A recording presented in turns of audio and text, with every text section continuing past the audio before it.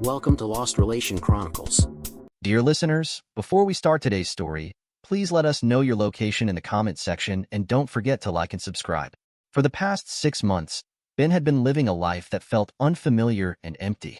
His marriage to Kathy, once filled with warmth and laughter, had become a hollow echo of what it used to be. There was a time when her laughter could lift his spirits on even the hardest days, and her touch reassured him that he was loved. Now, those moments were nothing more than fading memories. Kathy had grown distant, her behavior changing in ways Ben could no longer ignore. Their conversations had dwindled to surface-level exchanges about mundane topics. Groceries, news, bills, and the intimacy they once shared, both emotional and physical, had vanished completely. Every attempt Ben made to bridge the growing chasm between them was met with indifference or outright rejection. He still remembered the last time he tried to connect with her, resting his hand gently on hers while they watched a movie together. She had quickly pulled away, murmuring a vague excuse about being tired. That night, as Ben lay awake in bed staring at the ceiling, he realized he couldn't recall the last time Kathy had willingly touched him. Memories of the early days of their marriage replayed in his mind, bittersweet and haunting. Back then, she had been his everything, his best friend, confidant, and true partner. They had shared dreams, laughter, and plans for the future. But now, it felt as if she had shut him out completely, erecting an unbreakable wall between them. The hardest part was the uncertainty. Ben couldn't make sense of what had changed or why. Had he done something wrong? Or had he failed to do something? He spent countless hours replaying moments in his mind, searching for the point where their happiness began to unravel, but Kathy refused to talk. Whenever he asked what was wrong, she dismissed him with a curt reply, insisting that everything was fine. Her tone was sharp, her gaze averted, as though she couldn't bring herself to look at him anymore. It wasn't just the silence that hurt. It was the growing feeling that Kathy no longer cared. The affection she used to give so freely had vanished, leaving Ben feeling abandoned and alone. He tried everything to reignite the spark they once shared, planning romantic evenings, surprising her with small gestures, and even suggesting they see a counselor. But each effort was met with the same excuses: too busy, too stressed, too tired. After months of trying, Ben was starting to doubt there was any hope left for them. He had reached his breaking point. The silence, the unanswered questions, and the widening distance between them had become unbearable. He couldn't keep pretending everything was fine. Tonight, he resolved to confront the tension head-on. No more avoiding the issue. No more brushing things under the rug. He needed answers, even if they risked unraveling everything. After dinner, he found Kathy in the living room, scrolling absently through her phone, her expression distant and her focus elsewhere. For a moment, Ben hesitated, the weight of doubt pressing heavily on his chest. But then, summoning every ounce of courage he had, he stepped forward. "Kathy," Ben began, his voice steady but tinged with weariness, "we need to talk." She barely glanced up from her phone. "Can it wait, Ben? I'm in the middle of something." "No, it can't," he replied, moving to stand in front of her. "I can't keep living like this, wondering what happened to us, what happened to you. I need to know what's going on." Kathy sighed, setting her phone aside, though her posture remained defensive, arms crossed tightly over her chest. "What is this about now?" Ben took a deep breath, trying to keep his emotions in check. "It's about us. About how distant you've been for the past 6 months. You've shut me out, emotionally, physically, like we're strangers under the same roof. I need to know why." Her expression hardened as she shook her head dismissively. "I don't know what you're talking about," she said sharply. "You're overthinking everything." Ben's frustration bubbled over. "Overthinking? Kathy, we don't even touch anymore. You pull away every time I try to connect. You won't talk to me. You act like I'm some intruder in your life. I'm your husband. Don't I deserve an explanation?" Kathy narrowed her eyes, her voice chillingly calm. "Ben, my body is my choice," she said evenly. "And in general, you should ask permission before you even think about touching me. I live my life the way I see fit, and I won't allow my boundaries to be crossed." Her words hit Ben like a physical blow. He stared at her, stunned. "What?" he managed to say, his voice barely above a whisper. "Kathy, this is new. This isn't you. For the last 6 months, it's like you've become someone else. Do you even hear yourself? None of this makes any sense." Kathy's expression hardened, her voice turning icy. I used to be naive, she snapped. I let you influence me, let you control me. But I've learned better now. A woman deserves more rights than a man, and you need to respect my choices and meet my demands. Ben felt as though the ground had shifted beneath him. The woman he loved, the woman he thought he knew, now seemed like a stranger, speaking words that felt alien and unfamiliar. Kathy, he said, his voice trembling with disbelief. What are you talking about? I've never disrespected you. I've always given you freedom and compromised for you. Have you been reading some kind of radical feminist material? Her eyes flashed with anger. There it is, she shot back. You're already accusing me, trying to belittle me, painting me as irrational. And don't think I don't see what this is really about. You're mad because I stopped sleeping with you. That's all men like you care about, your lust. Ben buried his face in his hands, struggling to process the absurdity of her accusations. Frustration mixed with despair as he began to wonder if there was anything left to salvage in their marriage. When he finally looked at her, his expression was a mixture of pain and exasperation. Fine, Kathy, he said slowly, his voice heavy with resignation. If that's how you want to frame it, then here's my response. My wallet is my choice. My money is my choice. So, here's the deal. You're going to get a full-time job and pay half of our expenses. How's that for respecting choices? Kathy's face contorted with rage. That's manipulation, she shouted, her voice rising. Ben, you're acting like an abuser. I knew you'd resort to blackmail and try to control me emotionally. Manipulation? Ben shot back, throwing his hands up in disbelief. Kathy, I don't even know who you are anymore. When did you lose yourself like this? Kathy jumped to her feet, trembling with fury. This is exactly why I've changed, she snapped. Because men like you think they can gaslight women into submission. Ben stood as well, his own anger finally boiling over. Gaslight you? I've spent months trying to save this marriage, trying to figure out what's wrong, trying to fix it. And all you've done is shut me out and treat me like I'm the enemy. A tense silence filled the room, both of them breathing heavily as their anger collided like a storm. Ben felt a deep, overwhelming sadness creep in, heavier than anything he had felt before. This wasn't a marriage anymore. It was a battlefield. Turning away, he couldn't bear to look at her. For the first time, the thought of divorce didn't feel like a failure. It felt like a way out. The next morning, after the heated confrontation, Ben found himself sitting in his car outside a lawyer's office, staring at the sign for White and Associates. His stomach churned as he wrestled with the weight of what he was about to do. He wasn't someone who made rash decisions, but the idea of spending the rest of his life in a loveless, hostile marriage was unbearable. The lawyer, a middle-aged man named Trevor White, greeted Ben with a firm handshake and a composed, professional demeanor. Over the next hour, Ben laid out his situation, detailing Kathy's increasingly erratic behavior, her emotional and physical withdrawal, and the strange beliefs that had replaced meaningful conversations. Trevor listened attentively, occasionally jotting down notes without interrupting. When Ben finished, Trevor leaned back in his chair, adjusting his glasses thoughtfully. It's a difficult situation, he said, his tone measured, but it's not entirely uncommon. Significant personality changes and a refusal to engage can sometimes point to external influences. She could be exploring a new ideology, or perhaps it could be something more personal. Ben frowned, a knot tightening in his stomach. Are you suggesting there might be someone else? Trevor shrugged lightly. That's one possibility, but it's important not to jump to conclusions. Before making assumptions, let's focus on practical steps. You have options. We can start drafting divorce papers now, or you can take some time to monitor the situation. Gaining a better understanding of what's really going on might give you clarity, and possibly a strategic advantage if this does escalate to court. Ben nodded slowly, absorbing the advice. Let's hold off on the paperwork for now. I need to see how things unfold. That evening, back at home, Ben sat at the kitchen table with a notebook, methodically calculating their monthly expenses, mortgage, utilities, groceries, and more.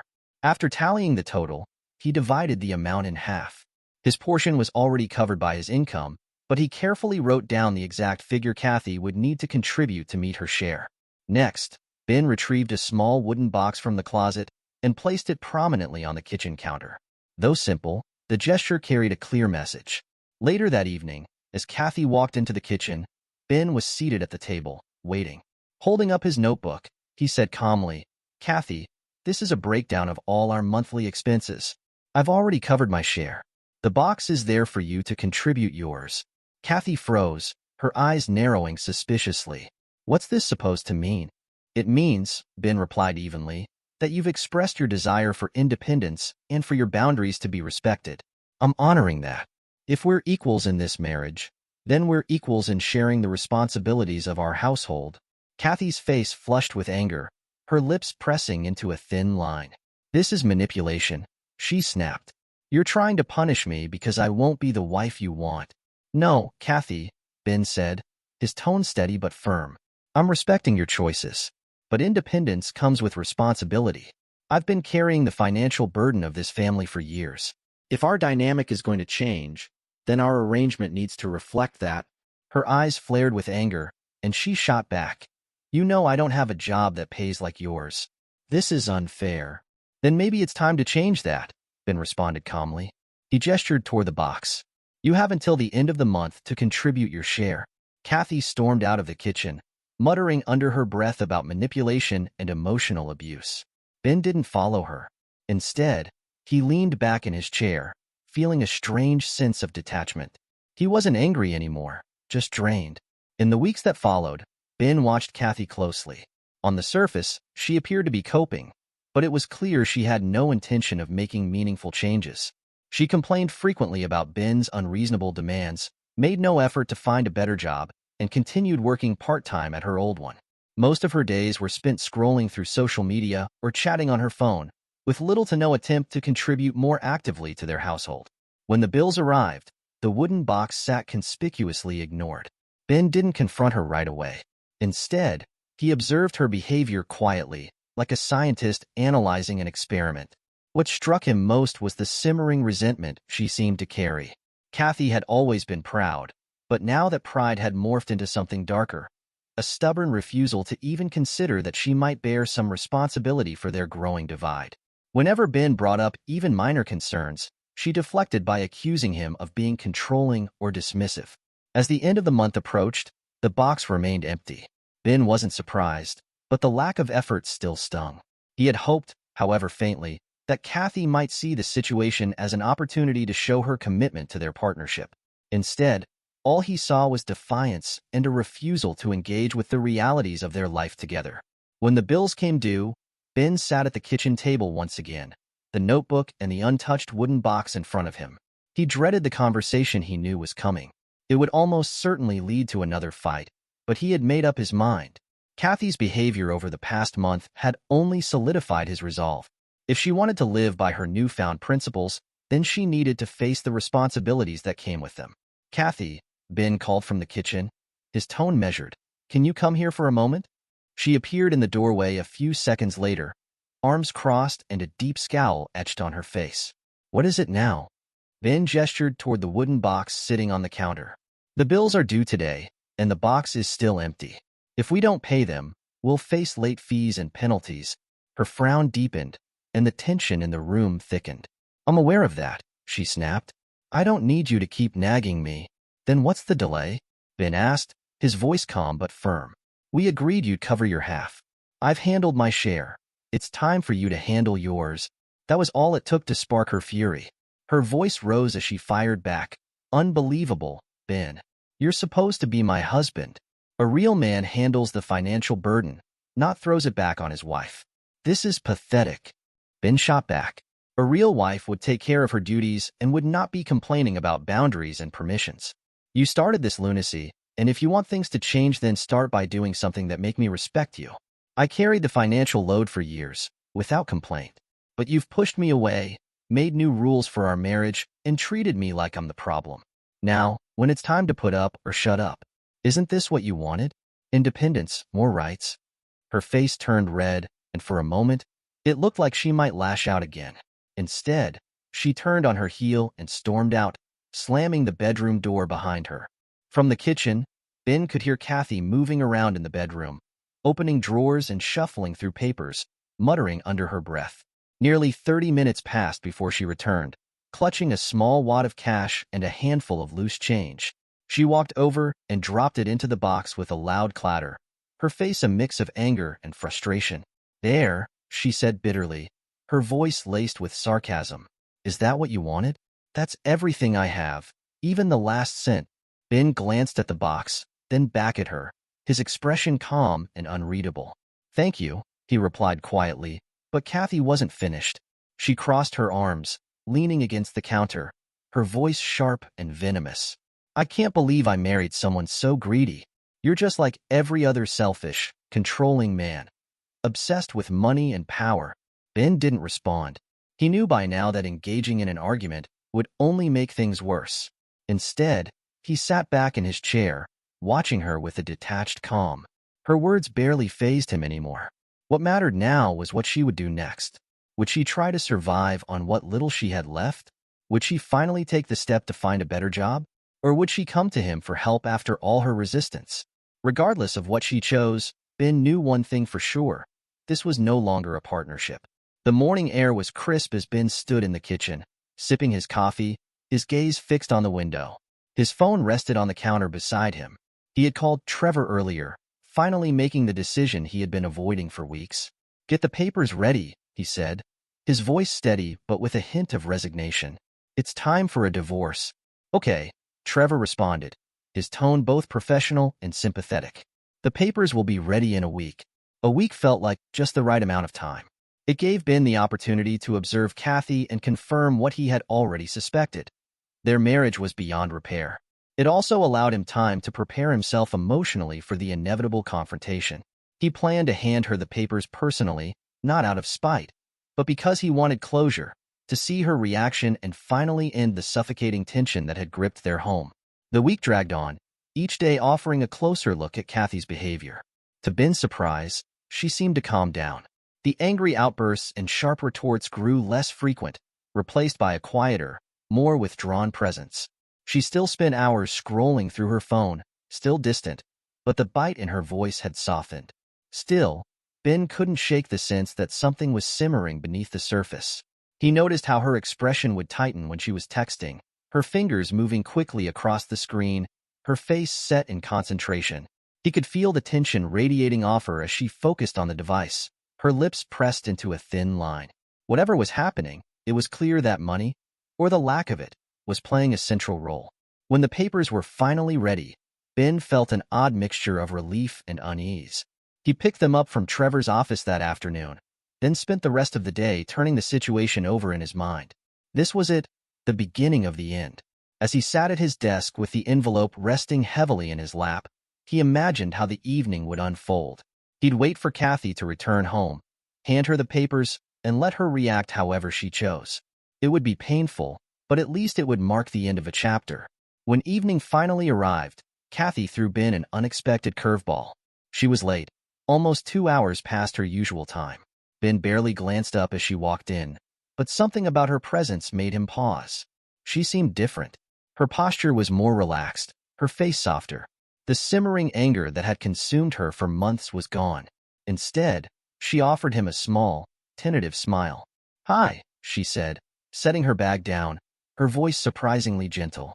"Hi," Ben replied, watching her carefully. She moved around the kitchen with an ease he hadn't seen in months, pulling out a teapot and searching the cupboards for tea bags. "I thought I'd make us some tea," she said, almost shyly. "It's been a while since we've just talked." Ben raised an eyebrow, his interest piqued. "Tea?" "Yeah," she said, placing 2 mugs on the table. "I found some sweets in the pantry. Thought it might be nice to sit down for a bit." She smiled again, this time more brightly, and Ben felt a subtle shift in his guard. This wasn't the Kathy he'd been living with for the past 6 months. It was as if she had suddenly remembered how to be the woman he had once married. He sat down at the table, watching her as she poured the tea and arranged the sweets on a small plate. "Thanks," he said cautiously, accepting the mug she handed him. "This is unexpected." "I know," she replied, sitting down across from him. "I've been thinking a lot lately. About us. About everything." Ben's heart skipped a beat. He wanted to ask her what she meant, to demand answers, but he held back. Instead, he took a sip of his tea, waiting to see if she would explain herself. Their conversation started cautiously, with small talk about the kids, the weather, and a neighbor's new car. But as the minutes passed, Kathy seemed to ease into the conversation more, her voice growing warmer, almost nostalgic. Despite this, Ben couldn't shake the feeling that something was off. Her sudden shift, the soft tone, it all felt too calculated. His mind raced, trying to make sense of it. Had she discovered his plans? Was this an attempt to save their marriage, or was there something deeper at play that he couldn't yet grasp? By the time they finished their tea, Ben had made his decision. The divorce papers could wait until tomorrow. He needed more time to observe Kathy, to figure out if this was just another attempt to manipulate him. He wasn't about to let his guard down too soon. As they cleaned up together, Ben caught glimpses of Kathy from the corner of his eye. She appeared calm, almost content, but he noticed the subtle signs of tension. Her hands gripping the cloth a little too tightly as she wiped the counter, the stiffness in her jaw when she thought he wasn't looking. Something was definitely off. It was time for bed. Ben moved to the dimly lit living room, spreading out the bedding on the couch. This had been his routine for the past month and a half, his once shared bed now a distant memory. The silence of the house hung heavy in the air, a constant reminder of the distance between him and Kathy. The sound of the shower running in the background was oddly comforting. But when Kathy emerged from the bathroom, her hair wrapped in a towel and her face freshly scrubbed, Ben was caught off guard. She smiled at him softly, her tone unexpectedly warm. "I was thinking, maybe you could come back to our bedroom tonight," she said, casually leaning against the doorway. "It's been a while since we've shared a bed." Ben blinked, caught off guard by her sudden shift in attitude. He paused, trying to make sense of her words. What a strange turn of events, he thought, his mind racing to keep up. After a beat, he managed to respond politely but firmly. "I'm actually pretty tired, Kathy. I have a long day ahead of me." Her smile faded just a little, replaced by a wistful look. "Too bad," she murmured, a trace of sadness in her voice. "Sweet dreams then. But if you change your mind, I'll be here waiting." She turned and walked away, leaving Ben standing there, feeling confused and unsettled. The rest of the night passed in restless silence as Ben lay on the couch, staring at the dark ceiling. His thoughts kept circling back to that moment, questioning everything. Why now? He wondered. Why, of all days when I was planning to give her the divorce papers, had she suddenly changed her behavior as if nothing had ever happened? The shift felt deliberate, like a move in a game he hadn't realized they were playing. His curiosity gnawed at him, pulling him deeper into the uncertainty she had created. As the first light of dawn streamed through the curtains, Ben made his decision. No more hesitation, no more second-guessing. The morning sunlight illuminated the kitchen as he sat at the table, a steaming mug of coffee in hand, the envelope with the divorce papers resting beside him, a quiet, resolute symbol of his determination. He took a slow sip of coffee, steeling himself for the conversation that was about to unfold. Kathy's footsteps were light as she entered, looking bright and cheerful. "Good morning, honey," she greeted him, her voice sweet and warm. "Morning," Ben replied, keeping his tone even and neutral. She poured herself a cup of tea and sat down across from him, her expression almost too pleasant. After a few moments of casual chatter, her demeanor shifted subtly. She glanced at him out of the corner of her eye, her voice taking on a more hesitant tone. "You know, Ben," she began, almost playfully, "this might sound a little forward, but I was wondering if you could lend me $150, just for a week? I promise I'll pay you back." Ben placed his coffee cup down slowly, his gaze sharpening as the truth hit him. There it was. The warmth, the sudden kindness. It was all part of her strategy. Kathy needed money, and she was playing the role of the loving wife to get it. He leaned back in his chair, studying her with careful scrutiny. $150, huh? Ben said calmly, his gaze steady. "Well, Kathy, I've got something even better." Her eyes brightened, and she chuckled lightly. "Better? What, $200? $500? She teased, laughing softly at her own joke. Ben reached for the envelope and slid it toward her, his tone unwavering. "This," he replied simply. Kathy's laughter faded as she took the envelope, confusion flashing across her face. She opened it, and as her eyes scanned the divorce papers inside, her expression shifted, first to confusion, then to shock, and finally to a mounting sense of panic. "Ben," she stammered, her voice trembling. "What is this?" "It's exactly what it looks like," he said, his voice steady. Divorce papers. I've given this a lot of thought, and I've come to the conclusion that this marriage isn't something I can fix. Her hands shook as she stared at the papers. Ben, this is too sudden. We can't just throw everything away like this. We have to try. We can still save our marriage. I can change. Ben shook his head, his resolve unshaken. Kathy, it's too late for that. I've spent months trying to figure out where things went wrong, trying to fix it, trying to get us back to where we used to be. But you pushed me away every time. You treated me like I didn't matter, like I was a stranger in my own home. Now, when you need something, you suddenly act like the loving wife again. I see right through it. She reached across the table, her voice growing frantic. Ben, you don't get it, she begged, her voice trembling. I've been dealing with a lot. I didn't mean to hurt you. I just need more time to figure things out. Please, don't do this. Ben met her eyes with a steady gaze, his voice calm but unwavering. Kathy, I've spent a long time reflecting on our marriage, on how you've treated me these past few months. The constant tension, the manipulation. It's not healthy for either of us. I deserve better, and so do you. Her face crumpled, her eyes dropping to the divorce papers as if willing them to disappear. I don't want this, she whispered. I don't want to keep living like this, Ben replied firmly. He stood up, taking his coffee mug with him. You can take all the time you need to read through the papers, but my decision is final. With that, he walked away, leaving her sitting there, the envelope still tightly held in her hands. The month of divorce proceedings was the hardest time of Ben's life. The legal battles, the emotional strain, and Kathy's unrelenting attempts to reconcile tested every bit of his resolve. She cried, begged, and promised to change, trying to convince him to reverse his decision and save their marriage. But Ben had already made up his mind. Too much had happened, and there was no going back. With Trevor White at his side, Ben had an edge in the divorce proceedings. Trevor, a seasoned lawyer with years of experience, had a sharp understanding of both family law and the intricacies of high-stakes negotiations. Together, they devised a strategy that placed Ben in a strong position, ensuring that his financial contributions and the assets he had built were protected. Trevor's approach was methodical and calculated, emphasizing Ben's role as the primary breadwinner throughout their marriage and highlighting Kathy's limited financial independence due to her part-time job. Kathy, on the other hand, was left with few options. Her limited income from a part-time job offered little leverage in the settlement. Trevor had cleverly set the stage by drawing attention to her lack of financial independence, and in response, Kathy's attempts to argue for a more favorable split quickly fell apart.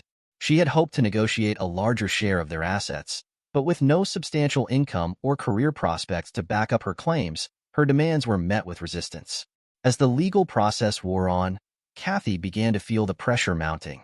With no career to fall back on and only the occasional part-time work to support her, she found herself cornered by the reality of the situation.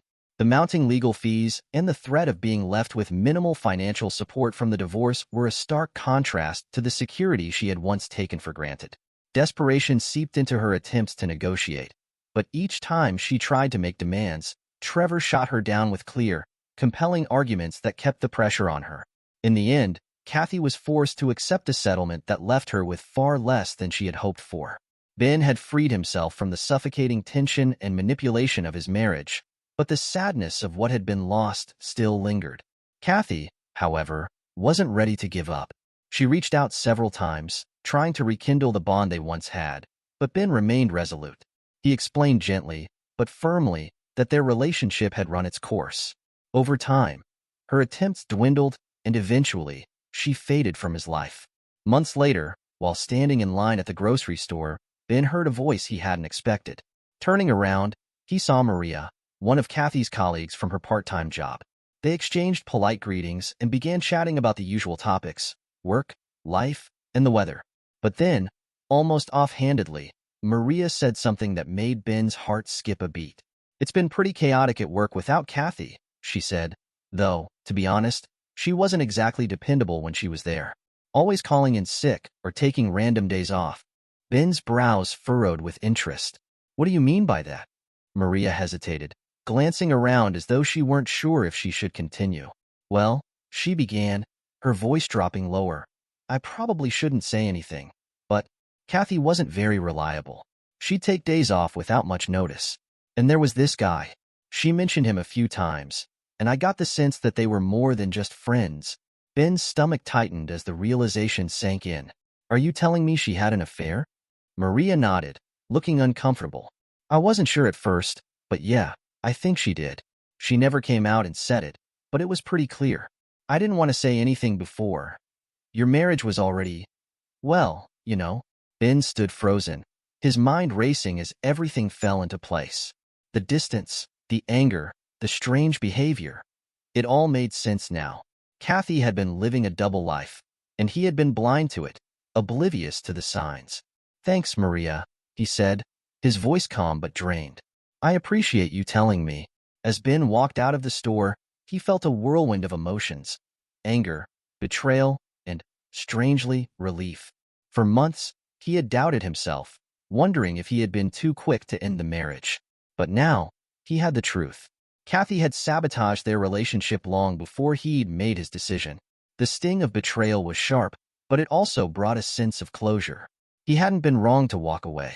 He had done what was necessary to regain his life and move on. A month later, I found out Kathy had moved in with a guy named Roger. Honestly, I didn't care. In fact, I felt this strange sense of relief.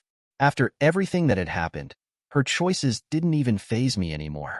She was living her life, and I was finally free to live mine. That's all that mattered now. I had met someone new, too.